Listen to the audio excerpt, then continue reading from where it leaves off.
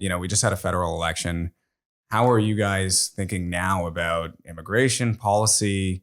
We have a liberal minority government. Is this influencing your site selection? Is it influencing your projections?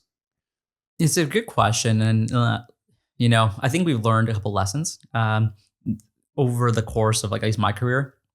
One is just be careful. A lot of politicians make a lot of promises when they're on the campaign trail. Mm-hmm. How much of it actually, gets made into policy is another thing.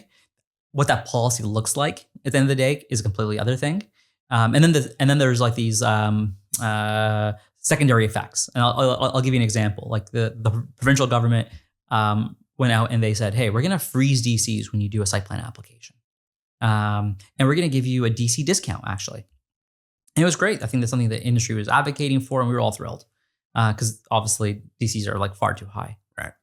But then what we found was roadblocks at other levels of government across the province, where now the municipality created a new charge, or they put up a barrier that you actually can't submit a site plan application for X period of time because you actually have to do these other things in advance now. Right. And so it's a long-winded way of saying I don't underwrite any of these things. Once they happen, we'll look at the details, we'll understand exactly how they work, and then we'll apply them. But I think it's a fool's game to think that the conservative said this or the liberal said that, and it's going to happen, and we're going to go preemptively buy land on the basis that this is going to take place. It goes back to the initial part of this conversation. We don't gamble. We're pretty risk averse people. This kind of seems you might as well put $100 on 0, 00, and 000 at the casino, and just because they're all next to each other on the table, at the roulette table, I should say. I have 4. It doesn't make sense. I have 4 developer faces in my brain right now that I'm thinking of.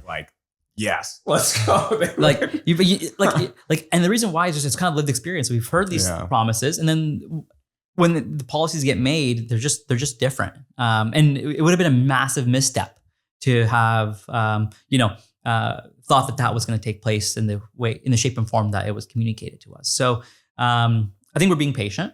I think we're optimistic that any government, whether it's liberal or conservative, are going to do the right things by the industry. We are such a needle mover in Ontario and just nationally. I think there's been a lot of great work by Build and OHBA to explain that to people, how many jobs are tied to the real estate industry. People often think brokers and developers, but they don't think about tradespeople, and they don't think about home renovation people, and they don't think about all these other knock-on effects of the housing industry.